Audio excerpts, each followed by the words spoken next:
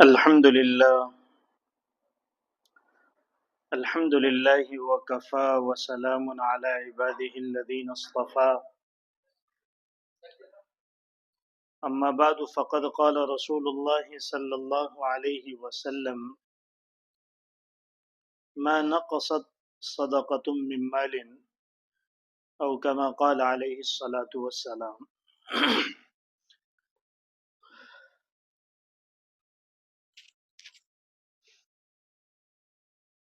زکوٰۃ کی کیا حکمتیں ہیں، کیا مصلحتیں ہیں، اور زکوٰۃ کے حکم کے پیچھے کیا راز اور کیا اسرار ہیں، اس سلسلے میں گزشتہ جمعہ کچھ باتیں آپ کے سامنے پیش کی گئی تھی، جس کا خلاصہ یہ تھا کہ زکوٰۃ دینے والوں کو ہی فائدہ پہنچتا ہے، اور اگر زکوٰۃ صحیح طریقے سے ادا کی جائے اور اللہ کے اس فریضے کو کما حقہ پورا کیا جائے تو مسلمانوں میں سے غربت اور فقر کا خاتمہ ہو جائے۔ حدیث پاک کی روشنی میں یہ بات واضح ہو جاتی ہے کہ اگر مسلمانوں میں فقر و فاقہ ہے، غربت ہے، تو اس کی وجہ زکوٰۃ کا صحیح طور پر ادا نہ کرنا ہے۔ یہ حدیث میں گزشتہ جمعہ آپ کے سامنے بیان کر چکا ہوں۔ اسی وجہ سے زکوٰۃ کی اسلام میں اہمیت بہت ہے۔ قرآن کریم میں اکثر و بیشتر جگہ جہاں اللہ تبارک و تعالیٰ نے نماز کا حکم دیا، اسی کے ساتھ زکوٰۃ کی ادائیگی کا بھی حکم دیا۔ اقیموا الصلاۃ وآتوا الزکاۃ۔ قرآن کریم میں بعض جگہوں پر جہاں مشرکین کو ان کے شرک پر اور ان کی بدعمالیوں پر سزاؤں کا ذکر کیا گیا ہے، وہاں ان کے لیے ایک پہلو یہ بھی رکھا گیا فَإِن يَتُوبُوا، اگر وہ توبہ کر لیتے ہیں تو اللہ تعالیٰ ان کی توبہ قبول فرمائیں گے، اور اسی کے ساتھ اللہ تعالیٰ نے دو عمل اور ذکر کیے کہ وہ نماز قائم کریں اور زکوٰۃ دیں۔ فَإِخْوَانُكُمْ فِي الدِّينِ، تو پھر یہ تمہارے دینی بھائی ہو جائیں گے۔ اللہ فرماتے ہیں کہ ان مشرکین نے جو تمہیں پچھلے زمانوں میں تکلیفیں دی، ایذائیں دی، تمہارے خلاف سازشیں کی، لوگوں کو جمع کیا، تمہارے رسول پر بہتان باندھے، انہیں ساحر کہا، جادوگر کہا، کاہن کہا، جھوٹا کہا،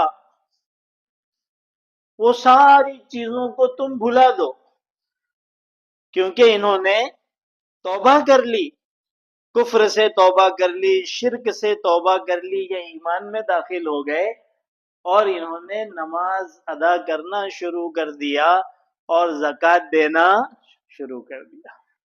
یہاں پر مفسرین نے لکھا ہے کہ اللہ تعالیٰ نے ان مشرکین کے لیے دو چیزوں کا ذکر کیا، ایک کفر شرک سے توبہ کریں، ایمان میں داخل ہوں، اور دوسرا جو اعمال ظاہرہ ہیں جن سے پتہ چلتا ہے کہ ایک آدمی مسلمان ہے، اور وہ اعمال ظاہرہ نماز ہے اور زکوٰۃ ہے، تو پتہ چلے گا کہ یہ مسلمان ہے۔ ورنہ دل کی حالت وہ تو وہی جانتا ہے اور اللہ جانتے ہیں اس کے دل میں کیا ہے، ایمان ہے یا نہیں ہے، ایمان ہے تو ایمان کامل ہے یا نفاق بھرا ہوا ہے، فیصلہ کیسے ہوگا؟ اللہ فرمایا نماز پڑھو اور زکوٰۃ دو۔ تو زکوٰۃ کی اتنی اہمیت ہے، اسی وجہ سے زکوٰۃ نہ ادا کرنے پر اللہ تبارک و تعالیٰ کی طرف سے سخت سزا کا بھی اعلان ہے۔ اللہ تعالیٰ نے اس سزا کا ذکر قرآن کریم میں کیا، پوری ایک آیت ہے، والذین یکنزون الذهب والفضة ولا ينفقونها في سبیل اللہ فبشرهم بعذاب علیم۔ جو لوگ سونا اور چاندی کو جمع کر کے خزانہ بنا کر رکھتے ہیں اور اس کو اللہ کے راستے میں خرچ نہیں کرتے، یعنی جو حقوق اس کے اوپر لازم ہوتے ہیں، زکوٰۃ والا حق ہے، صدقۃ الفطر والا حق ہے، صاحب نصاب ہے تو قربانی والا حق ہے، اور غریبوں اور محتاجوں کا حق ہے، ان حقوق کو ادا نہیں کرتے، اللہ فرماتے ہیں ان کو دردناک عذاب کی خوشخبری دے دو کہ آگے چل کر اس کے بدلے میں تمہیں بہت سخت سزا ملنے والی ہے، بہت سخت عذاب جھیلنا پڑے گا۔ اچھا، ایسا نہیں کہ بس اتنا بول کر اللہ نے چھوڑ دیا ہو، بلکہ اس کی جو عملی شکل ہے اس کو بھی اللہ تبارک و تعالیٰ نے واضح کیا کہ وہ دردناک عذاب کیسا ہوگا۔ یوم یحمى علیہا فی نار جہنم فتکوی بہا جباہہم وجنوبہم وظہورہم ھذا ما کنزتم لانفسکم فذوقوا ما کنتم تکنزون۔ اللہ تعالیٰ اس دردناک عذاب کی ایک شکل بیان کر رہا ہے کہ اس سونے کو اور اس چاندی کو جس کو جمع کر کر کے رکھا جاتا تھا اور خرچ کرنے کے لیے ہم تیار نہیں تھے، کیونکہ دنیا کی محبت تھی، سونے اور چاندی کی محبت دل میں بیٹھی ہوئی تھی، مال کی محبت دل میں بیٹھی ہوئی تھی، جس کو نکالنا اصل مقصد ہے زکوٰۃ کے ذریعے۔ اور حدیث آئی تھی کہ مال کی محبت ہر خطا کی جڑ ہے، تو اب اس کی سزا تو ملے گی۔ اللہ کے حکموں کو تم نے پورا نہیں کیا، توڑا، تو اس سونے اور چاندی کو اللہ تعالیٰ فرماتے ہیں آگ پر تپایا جائے گا۔ جیسے لوہے کو آگ پر تپایا جاتا ہے، آپ نے وہ ویڈیوز دیکھے ہوں گے کہ بہت سی جو چیزیں بنتی ہیں لوہے کی، جن کو دیکھ کر ہمیں بھی تعجب ہوتا ہے کہ اتنی خوبصورت اور اتنی یونیک، اتنی بڑی، اتنی اچھی اچھی اس کے اندر جو ہے وہ نقش و نگاری اور ساری چیزیں ہیں، کیسی بنی ہوگی یہ؟ تو ذرا آپ اس کو بنتے ہوئے جو ہے وہ دیکھ سکتے ہیں، اس کے ویڈیوز ہیں کہ کس طریقے سے، کس ٹیمپریچر پر وہ بڑے بڑے لوہوں کو جو ہے وہ تپایا جاتا ہے، یہاں تک کہ وہ بالکل آگ کا انگارہ ہو جاتا ہے، اور پھر اس کو ایک خاص اینگل میں دبایا جاتا ہے اور پھر اس کو جو ہے وہ مختلف شکلوں میں ڈھالا جاتا ہے۔ یہ تو دنیا کی آگ اور یہاں کا جو ہے وہ انگارہ ہے اور یہاں کا تپانا ہے۔ اللہ تبارک و تعالیٰ کی وہ آگ جو جہنم کی ہے، اس میں اللہ فرماتے ہیں تمہارے سونے اور چاندی کو گلایا جائے گا، تپایا جائے گا، اور اس کے ذریعے سے تمہیں داغا جائے گا۔ بعض بیماریاں ایسی ہیں، پہلے زمانے میں لوہے کو گرم کر کے داغا جاتا تھا اور ان کے ذریعے سے اس بیماری کا علاج ہوتا تھا۔ آج بھی گاؤں دیہاتوں میں داغنے والا علاج چلتا ہے۔ ابھی تو چونکہ سائنس بہت ترقی کر گئی تو شہروں میں اب وہ ساری چیزیں رہی نہیں، ورنہ جانوروں کو اور بعض اوقات انسانوں کو بھی داغا جاتا تھا۔ تو اس وقت جو انسانوں کی حالت ہوتی تھی، اور جانوروں کو آپ دیکھیں گے کہ وہ جو بدکتے تھے اور جو چلاتے تھے، ظاہر سی بات ہے داغنا آسان کام نہیں، حالانکہ وہ ایک معمولی ٹیمپریچر پر گرم کر کے داغا جاتا ہے۔ اللہ تعالیٰ فرماتے ہیں کہ ہم تمہارے سونے اور چاندیوں کے ذریعے تمہیں داغیں گے۔ کہاں کہاں داغیں گے اللہ نے اس کا بھی ذکر کیا، پیشانی پر داغیں گے، پہلوؤں پر داغیں گے، اور تمہاری پشتوں پر داغ لگایا جائے گا، جو عملی طور پر ایک تکلیف دینا ہے، پریکٹیکلی کسی کو عذاب دینا ہے، کسی پر اکتفا نہیں ہوگا، بلکہ پھر زبانی طور پر فرشتے بھی کہیں گے ھذا ما کنزتم لانفسکم، ہاں یہی وہ سونا چاندی تھا نا جس کو جمع کر کر کے رکھتے تھے۔ بہت سی مرتبہ زبان کا جو زخم ہے وہ زیادہ اثر کرتا ہے جسمانی زخم سے، بلکہ عربی کے اندر ایک شعر کہا جاتا ہے، اس کا مطلب یہ ہے کہ تلوار کا زخم تو بھر جاتا ہے لیکن زبان کا زخم نہیں بھرتا۔ تو ایک مزید سزا جو ہے، سزا پر یہ ہوگی کہ زبان سے بار بار کہا جائے گا، اس کو بھی چلنا ہے ھذا ما کنزتم لانفسکم فذوقوا ما کنتم تکنزون، اب چکتے رہو، سزا جھیلتے رہو، اور وہاں کی سزا ختم ہونے والی تو ہے نہیں کہ ایک مرتبہ داغ دے دیا اور سزا مل گئی تو چھٹی ہو گئی۔ وہاں تو لفظ بھی استعمال جو عربی گرامر کے حساب سے وہ یہ کہ چکتے رہو، ہمیشہ وہ چیز تمہارے ساتھ ہوتے رہے گی۔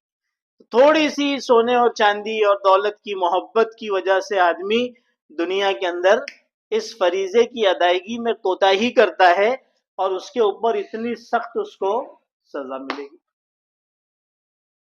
اچھا، یہ کوتاہی کیوں کرتا ہے؟ یہ کوتاہی اس لیے کرتا ہے کیونکہ اس کو ایسا لگتا ہے کہ زکوٰۃ ادا کرنے سے میرا مال گھٹ جائے گا۔ اس کے پیچھے جو وجہ ہے وہ یہ ہے، ظاہر سی بات ہے 1,00,000 پر اگر آپ 2,500 ادا کرو گے تو ظاہر سی بات ہے 97,500 ہی بچے گا، 2,500 تو کم ہو گئے۔ اور لوگ پوچھتے ہیں کہ ہر سال ادا کرنا ہے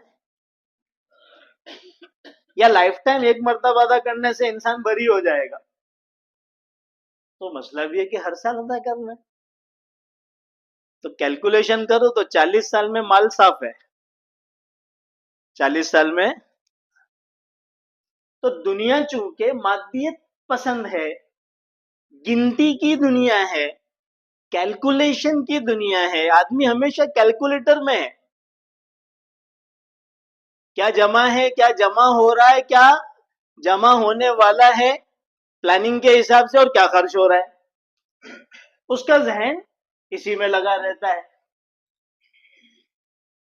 جس کی وجہ سے اس کو مال گھٹتا ہوا نظر آتا ہے، مال کم ہوتا ہوا نظر آتا ہے، اور مال کی کمی آدمی برداشت نہیں کرتا، جس کی وجہ سے وہ زکوٰۃ یا تو نہیں دیتا ہے یا بس وقت گزاری کر لیتا ہے کہ تھوڑا سا دے دو، ایک اندازے سے دے دیں گے تو چلے گا کیا، لوگ پوچھتے ہیں۔ نہیں، آپ کو پورا حساب لگانا پڑے گا، اندازے سے زکوٰۃ دینے سے زکوٰۃ ادا نہیں ہوتی، اللہ ہے کہ آپ کا اندازہ اتنا پکا ہو کہ اس بات کا یقین ہو کہ آپ کی زکوٰۃ زیادہ ہی جا رہی ہے تو ٹھیک ہے، ورنہ تو آپ کو پورا حساب لگانا پڑے گا۔ اللہ تبارک و تعالی عام انسانوں کی اس فطری کمزوری کو اور عادتوں کو جانتے ہیں، تو اللہ تبارک و تعالی نے اس کا ذکر قرآن کریم کی صورتوں میں کیا ہے۔ سورہ ہمزہ میں اللہ ذکر فرماتے ہیں وَيْلٌ لِكُلِّ ہُمَزَةٍ لُمَزَةٍ الَّذِي جَمَعَ مَالًا وَعَدَّدَهُ، بڑا خطرناک عذاب ہے ہمزہ اور لمزہ کے لیے۔ یہ ہمزہ اور لمزہ کی تفسیر کسی اور موقع پر ہوگی، لیکن ان کی عادت یہ بیان، یہ انسانی ہے، یہ عام انسانی ہے، ہمزہ بھی ہوتے ہیں اور لمزہ بھی ہوتے ہیں. ان کی عادت کیا ہوتی ہے؟ جو مال جمع کرتے ہیں اور اس کو گنتے رہتے ہیں. کیا بیلنس چل رہا ہے اس وقت؟ موبائل میں دیکھتے ہیں، اکاؤنٹ میں دیکھتے ہیں، جیب میں دیکھتے ہیں، تیجوری میں دیکھتے ہیں، وہ عدد اس کو گنتے رہتے ہیں. کیونکہ ان کا سوچنا یہ ہے یحسب ان مالہ اخلدا، مال بھی ہمیشہ رہے گا اور مال کی وجہ سے یہ بھی ہمیشہ رہے گا. اللہ فرماتے ہیں کلا، ارے تیرے پاس کیا مال ہے؟ قارون آ کر چلا گیا، شداد آ کر چلا گیا، حامان آ کر چلا گیا، فرعون آ کر چلا گیا، وہ بھی گیا اور اس کا مال بھی گیا. تو 2-5 لاکھ کا آدمی، 2-5 کروڑ کا آدمی، 2-4 ارب کا آدمی، تیری حیثیت کیا ہے؟ کلا، ایسا نہیں ہوگا. نہ مال بچے گا، نہ صاحب مال بچے گا. تو یہ آدمی کی عادت ہے، وہ گنتا ہے اور زکوٰۃ کے دینے میں مال گھٹتا ہوا نظر آتا ہے، جس کی وجہ سے وہ اس کو قبول نہیں کر پاتا، برداشت نہیں کر پاتا اور پھر زکوٰۃ ادا نہیں کرتا. حالانکہ اللہ کے رسول کی حدیث ہے جو 100% یقینی ہے کہ زکوٰۃ سے مال کم نہیں ہوتا. ما نقصت صدقۃ من مال، کوئی صدقہ، کوئی زکوٰۃ مال کو کم نہیں کرتا. یہیں پر ایمان کو پرکھنا ہوتا ہے کہ اس کو اللہ اور اس کے رسول پر یقین ہے یا کیلکولیٹر کے اوپر زیادہ یقین ہے، دنیاوی نظام پر زیادہ یقین ہے، دنیاوی نظریات کے اوپر، دنیاوی سوچ کے اوپر زیادہ یقین. یہیں پر اس کا پورا حساب ہو جاتا ہے، اس کے ایمان کی جانچ ہو جاتی. اسی وجہ سے علماء نے لکھا ہے، ان کتابوں میں لکھا ہوا ہے کہ اسلامی معیشت کی بنیاد زکوٰۃ اور صدقات پر ہے اور دنیا کے نظام کی بنیاد سود اور انٹرسٹ پر ہے. اسلامی معیشت، اکانومی، اس کے پورے کاروبار، اس کی ترقی، اس کی افزودگی، اس کی بڑھوتری، اس کے ذریعے سے خوشحالی، اس کی بنیاد صدقات پر ہے، زکوٰۃ پر ہے. اور اس وقت جو کیپٹلزم دنیا میں سرمایہ داری کا نظام چل رہا ہے، اس کی بنیاد سود پر ہے.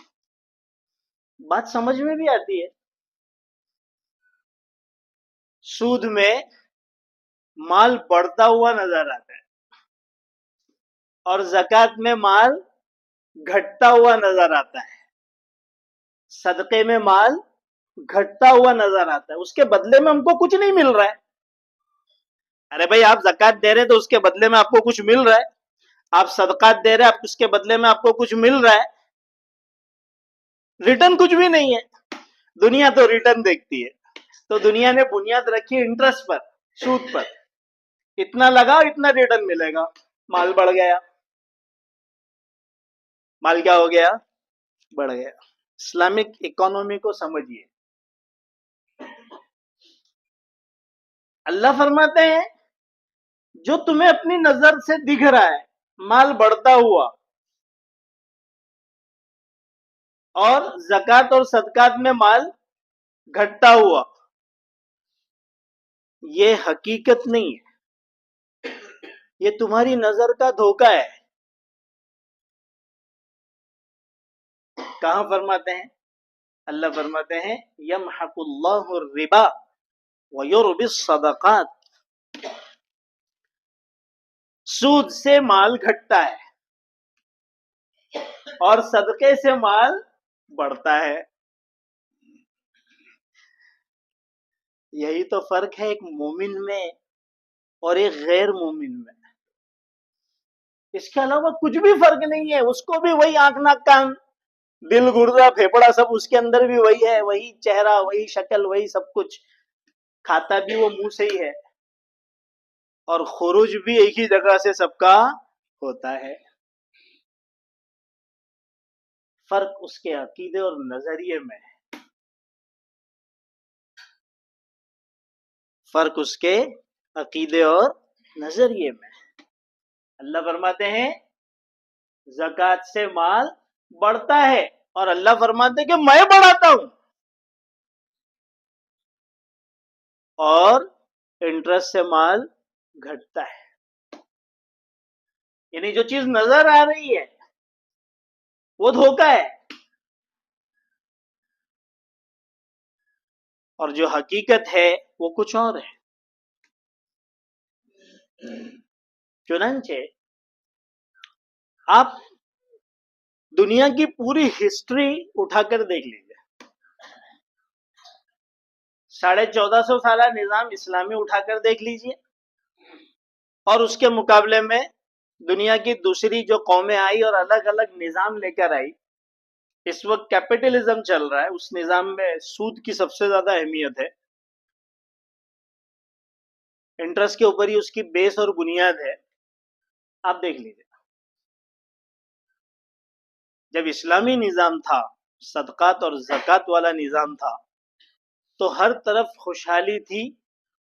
حال یہ ہو گیا تھا کہ صدقہ لینے والا کوئی نہیں تھا, زکوٰۃ لینے والا کوئی نہیں تھا, خیرات لینے والا کوئی نہیں تھا. لوگ گونیاں بھر بھر کے سونا اور جواہرات لے کر گھومتے تھے کہ بھئی میرا فرض ادا کیسے ہوگا. اور یہ کئی صدیوں رہا. ٹھیک ہے زمانے کے اعتبار سے کچھ نہ کچھ اس میں کمی آتے گئی, لیکن اسلامی نظام کی برکتیں صدیوں رہی. اور اس کے مقابلے میں یہ کیپٹلزم جب سے آیا ہے, وہ دنیاوی نظام جس کی بنیاد سود پر ہے, دنیا چند ہاتھوں میں جکڑ کر مفلسی کے کگار پر کھڑی ہے. اس کی تفصیل بیان کرنا اس لیے ضروری نہیں کیونکہ آپ سب جانتے ہیں کہ ہمارے ملکوں کا کیا حال ہے اور ہم کتنے قرضوں میں دبے ہوئے ہیں. تو اسلام کا نظام زکوٰۃ پر ہے. اللہ کے رسول فرماتے ہیں ما نقصت صدقۃ من مال, صدقے سے کبھی مال میں کمی ہوتی نہیں بلکہ مال میں اضافہ ہوتا ہے. کیسے ہوتا ہے؟ اللہ کے رسول نے فرمایا اللہ تبارک و تعالیٰ نے ایک فرشتہ مقرر کیا ہے جو مستقل ایک ہی کام پہ لگا ہے, اور وہ کام ہے وہ دعا کرتا رہتا ہے. کیا دعا کرتا رہتا ہے؟ اللہم اعط منفقا خلفا وممسکا تلفا. اللہم اعط منفقا خلفا وممسکا تلفا. وہ جب سے پیدا ہوا ہے تب سے وہ یہی پڑھ رہا ہے, کیونکہ وہ تو لا یعصون اللہ ما امرہم, اللہ نے جس کام پہ لگا دیا ہے اسی پہ لگے ہوئے ہیں, کبھی اس کے اندر تخلف نہیں کرتے, اس کی خلاف ورزی تو کرتے ہی نہیں. وہ بیچارہ جب سے پیدا ہوا ہے یہی دعا کر رہا ہے. کیا مطلب دعا کا؟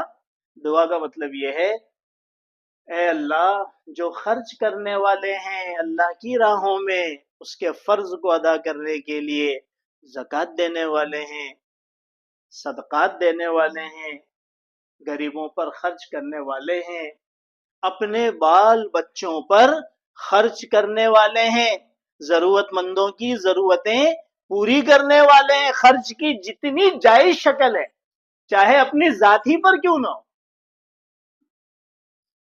اے اللہ تو اس کو اس کا بہترین بدلہ دنیا میں ہی عطا فرما. یہ اس میں خاص چیز ہے کہ خرچ کرنے والے کا بدلہ اس کو دنیا میں ہی اللہ تبارک و تعالیٰ عطا فرماتے ہیں. فرشتہ دعا یہ کر رہا ہے، ایسا نہیں کہ اس کو آخرت میں نیکی اور ثواب اور احد پہاڑ کے برابر درجے دینا، وہ تو ملنا ہی ہے. اس کے لیے بہت ساری قرآن کی آیتیں ہیں، اس کے لیے بہت ساری حدیث میں بشارتیں ہیں.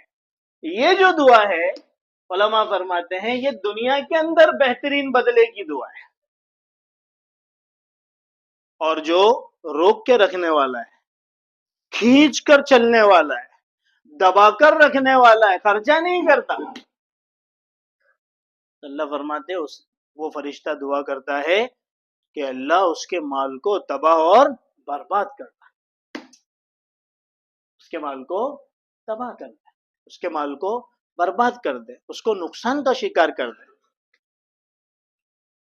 چنانچہ اس کا تجربہ شاید ہم اپنی زندگیوں میں کرتے ہوں گے، یا اس کا مشاہدہ ہوتا ہوگا کہ جو زکوٰۃ دینے والے ہیں اور صحیح طریقے سے زکوٰۃ دینے والے ہیں اور پورا حساب لگا کر زکوٰۃ دینے والے ہیں، وہ کبھی فقر و فاقہ کا شکار نہیں ہوتے. اس بات پر حلف اٹھائی جا سکتی ہے، قسم کھائی جا سکتی ہے کہ زکوٰۃ دینے والا کبھی فقیر نہیں ہوتا. تو فرشتے کی دعا ہے اس کے لیے، اور اللہ نے فرشتے کو مقرر ہی اس لیے کیا ہے.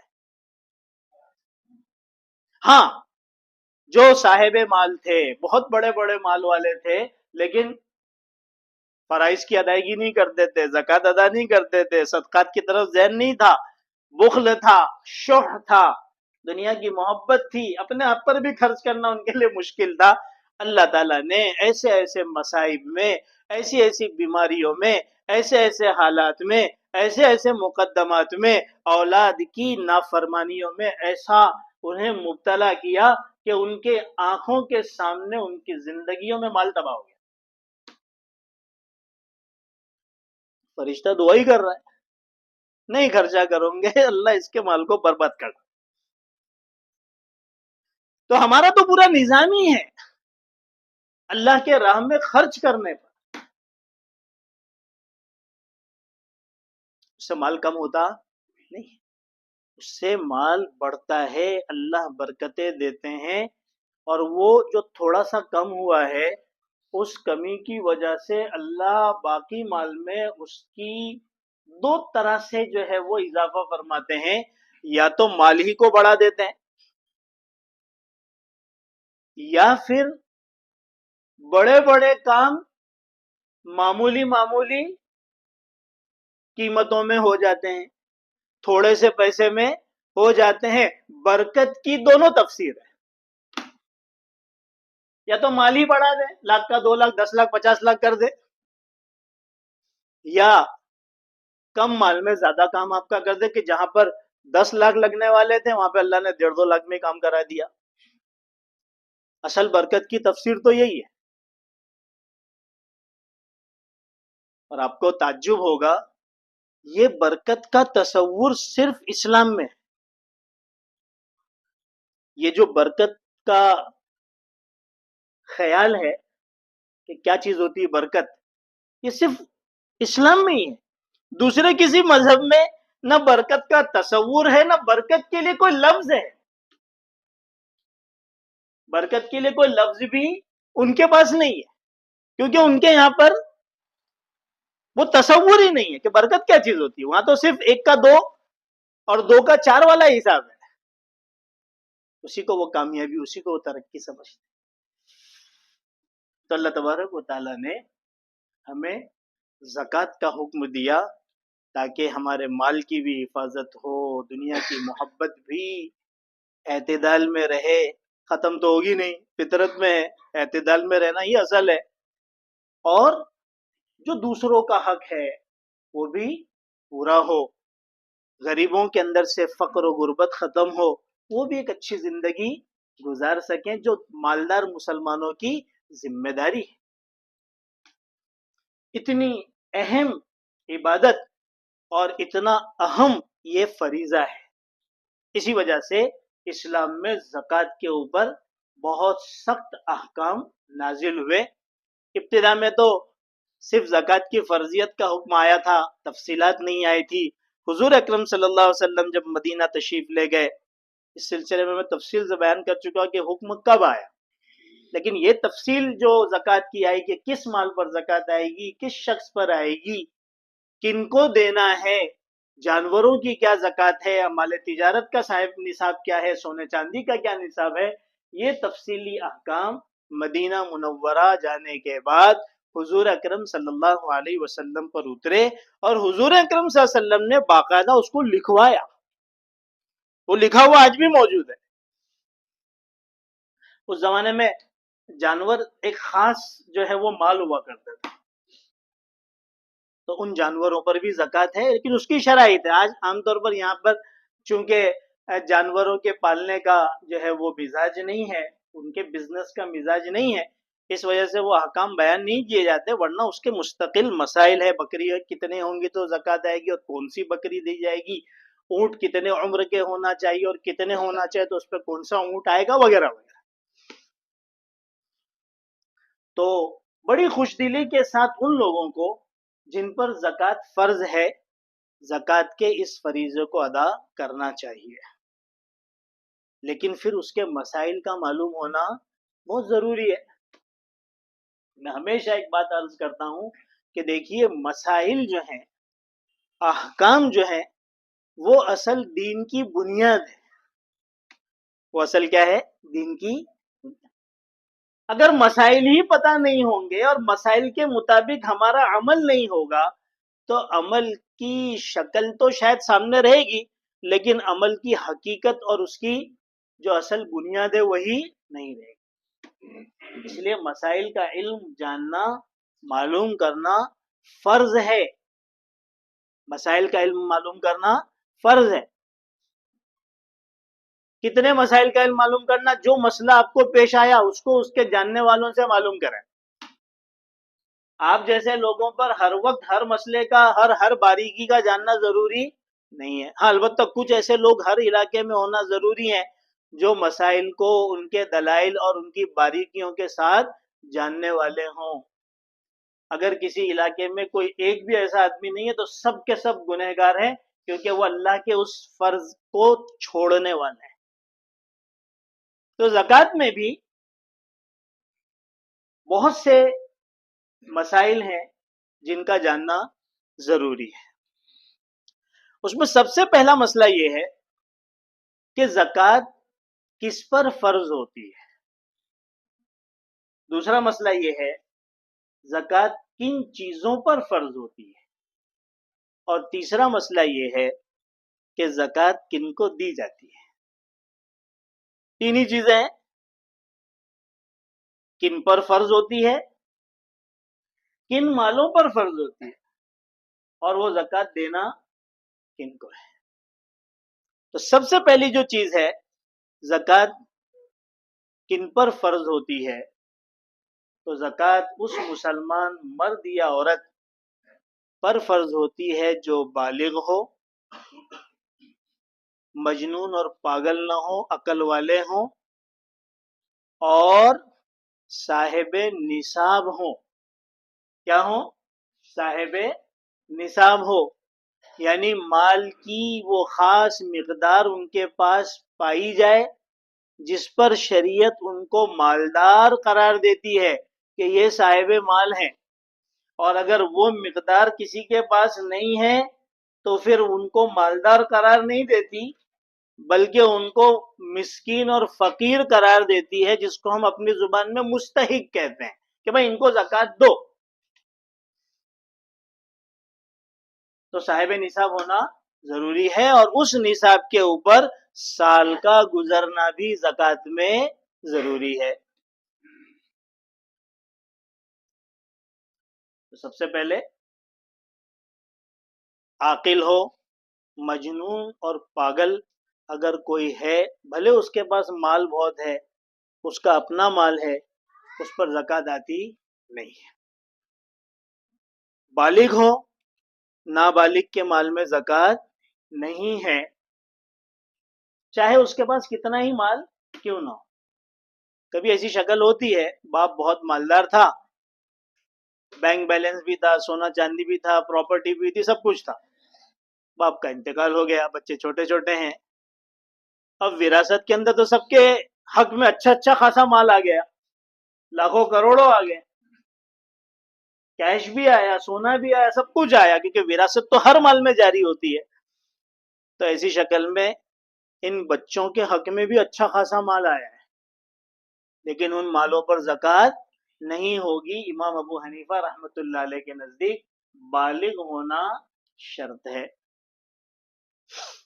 دو چیز ہو گئی۔ تیسری چیز یہ ہے کہ وہ مال نصاب کے بقدر ہو، یعنی ہر مال کے اوپر، چھوٹے موٹے مال کے اوپر زکوٰۃ نہیں آتی، بلکہ مال کی ایک مقدار ہونا چاہیے۔ نصاب سونے کا کیا ہے، چاندی کا کیا ہے، پیسوں کا کیا ہے، مال تجارت کا کیا ہے، حضور اکرم صلی اللہ علیہ وسلم نے کیا بتایا، آج کی تاریخ میں اس کا کیا گرام بنتا ہے، اور آج کے حساب سے جب سونا ٹاپ لیول پر جا رہا ہے اور چاندی کئی گنا بڑھ چکا ہے، اس کا آج کے ڈیٹ میں کیا ریٹ ہے، ان ساری چیزوں پہ انشاءاللہ آئندہ جمعہ سے بات شروع ہوگی، اور کوشش ہوگی کہ جہاں تک ہو سکے آپ لوگوں کے سامنے چھوٹے بڑے تمام مسائل زکوٰۃ کے آ جائیں۔